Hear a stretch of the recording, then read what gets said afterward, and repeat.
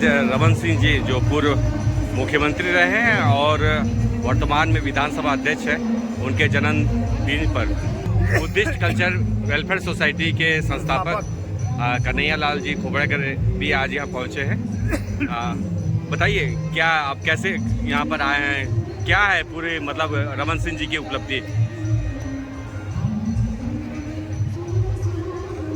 आज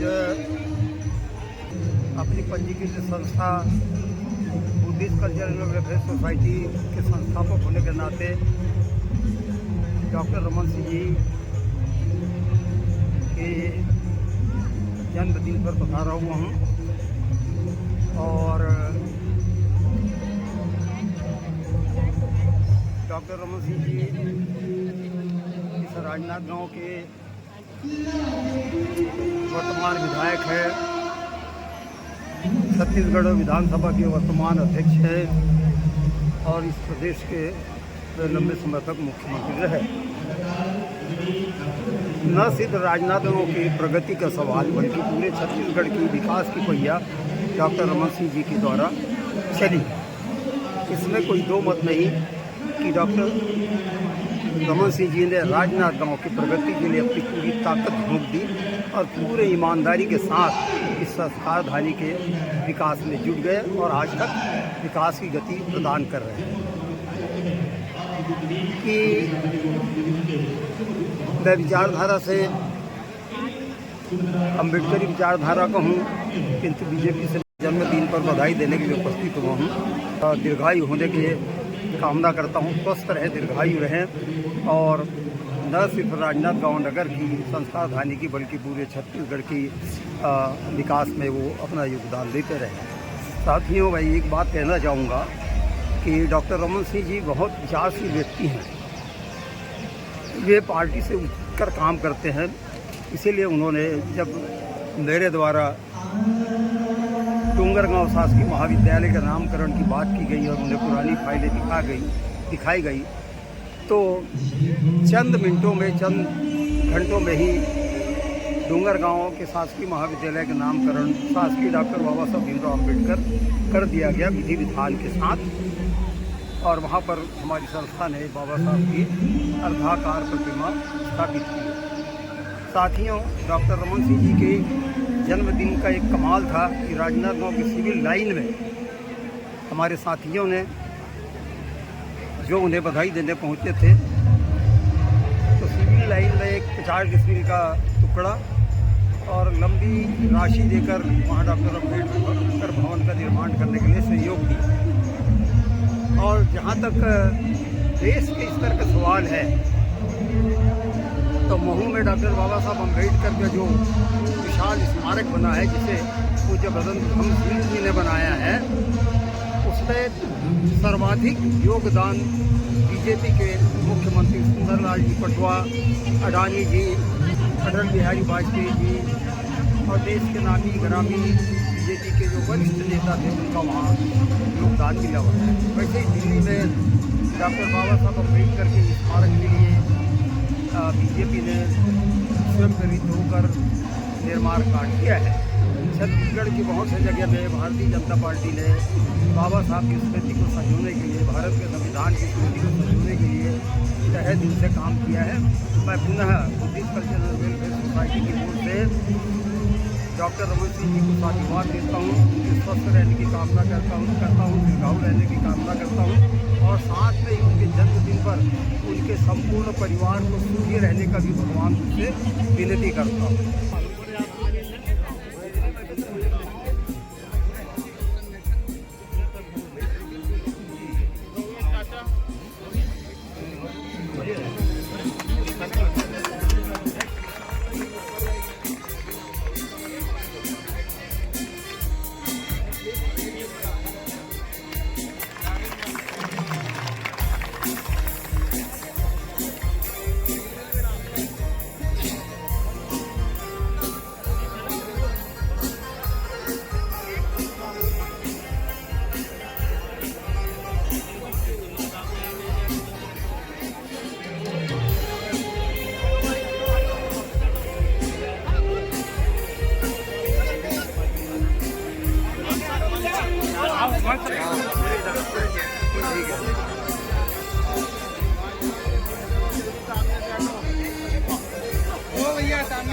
मैं मंचस्थ अतिथियों से आग्रह करूंगा कि आप लोग बैठमाला से यशवंत जी, आप सभी से आग्रह कि आप आकर माननीय डॉक्टर साहब के जन्मदिन के अवसर पर शुभकामनाएं देते हुए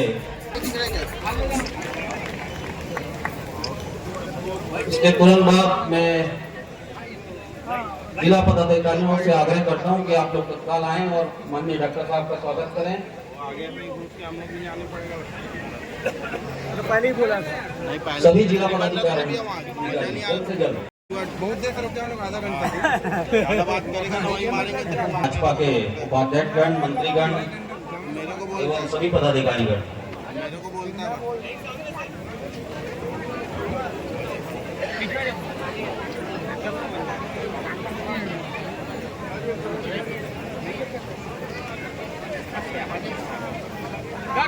हम सब अपने अजीज, अपने विधायक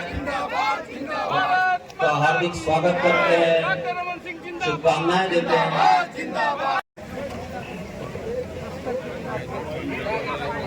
वेद प्रकाश पांडे जी अपनी टीम के साथ यहाँ उपस्थित हैं। मतलब नहीं हाथ नहीं बोलते, इसको मतलब नहीं। बाबा लोग चलो आगे बढ़ो।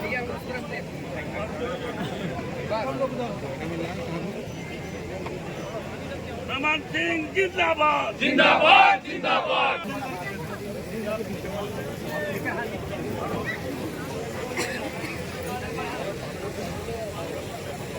उनके दीर्घायु जीवन की कामना करने के लिए उपस्थित हुए हैं।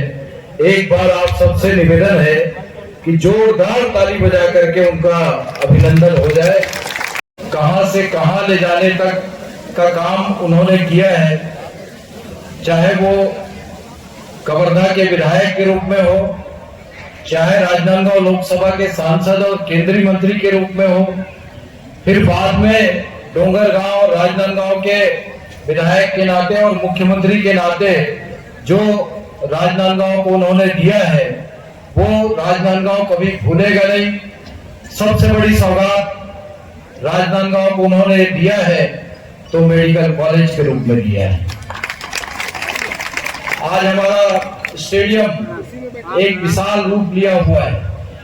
अभी कुछ दिनों पहले उन्होंने नालंदा परिसर का भूमि पूजन किया जो 14 करोड़ रुपए के लागत से बन रहा है। मुझे जन्मदिन के अवसर पर आमंत्रित करके सम्मानित आप सबने किया। मुझे आपके बीच आके, मंच में बैठे हुए सारे हमारे वरिष्ठ पदाधिकारियों के बीच आके मैं ये कहना चाहता हूं कि डॉक्टर रमन का सम्मान नहीं, डॉक्टर रमन को बनाने वाले लोग जो बैठे हैं, कार्यकर्ता बैठे हैं, इनका सम्मान सबसे बड़ा जरूरी है। कार्यकर्ताओं की मेहनत से, ताकत से, परिश्रम से, संघर्ष से धीरे धीरे एक राजनीति यात्रा चलती है और उस यात्रा में किसी मंजिल तक पहुंचने का काम होता है। यदि कभी पार्षद से विधायक और विधायक से लेकर लोकसभा के सांसद और केंद्रीय मंत्री बनने की भूमिका हुई तो मैं इस बात को दावे के साथ कह सकता हूं कि भारतीय जनता पार्टी के एक कार्यकर्ताओं का परिश्रम था, जिसकी वजह से डॉक्टर रमन यहां खड़ा है। आपकी ताकत से एक बार, दो बार, तीन बार मुख्यमंत्री,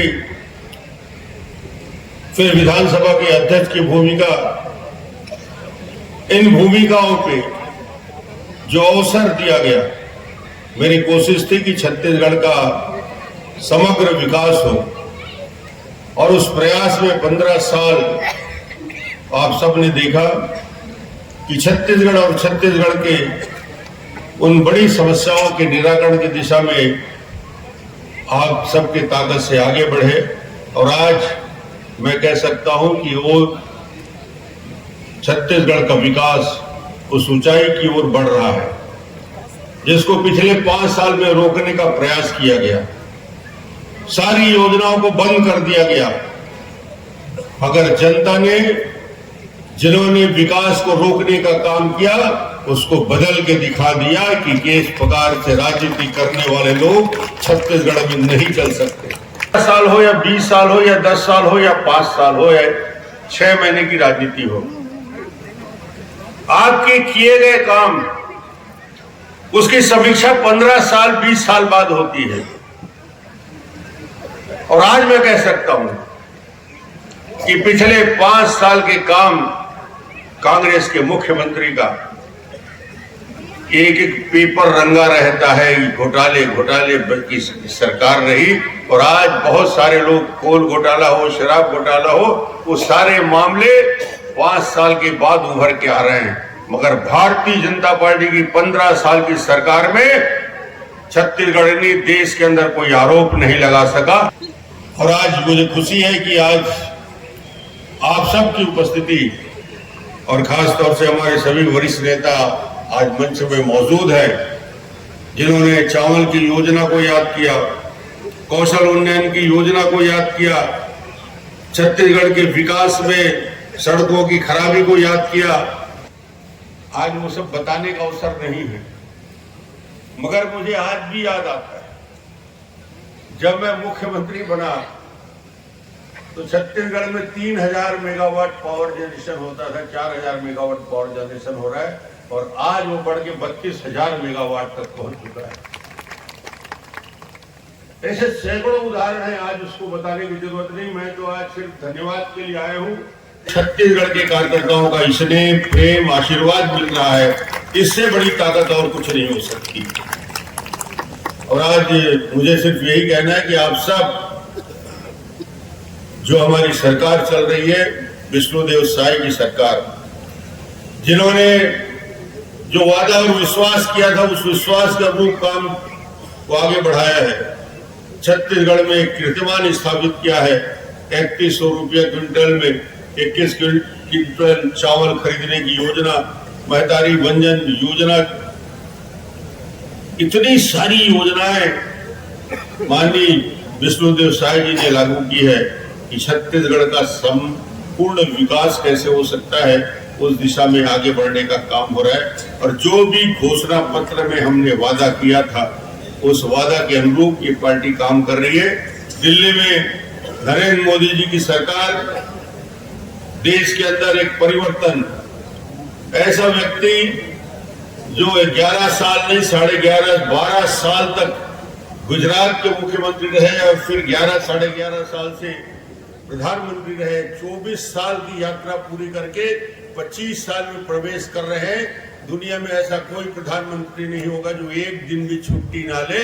25 साल के काम करने वाला प्रधानमंत्री, उस प्रधानमंत्री का नाम है नरेंद्र मोदी जी, जिन्होंने हिंदुस्तान की ताकत दिखाई, दुनिया की सारी शक्तियों को बता दिया कि भारत निर्णय लेने में सक्षम है और अमेरिका हो या चीन हो या पाकिस्तान हो, सबके साथ मुकाबले के साथ बात करने की क्षमता, उस शक्ति को आगे बढ़ाने का काम किया। तो आज सभी कार्यकर्ता बंधुओं को मैं धन्यवाद दूंगा कि आज पूरे छत्तीसगढ़ से, बस्तर से लेकर रायपुर से लेकर दुर्ग से लेकर बिलासपुर से लेकर सरगुजा के कार्यकर्ता यहाँ उपस्थित हैं। मैं आप सबका आभार व्यक्त करता हूँ और थोड़ी देर बाद जो आयोजन होगा उसमें माननीय मुख्यमंत्री जी और हमारे मंत्रीगण और प्रदेश अध्यक्ष जी शामिल होंगे। मैं आप सबको आमंत्रित करता हूं कि आने वाले समय में जो कार्यक्रम 8:30 के बाद शुरू होगा, आप सब आइए, उस कार्यक्रम का आनंद लीजिए। आप यहाँ आए हैं, सबका हृदय से आभार, बहुत बहुत धन्यवाद।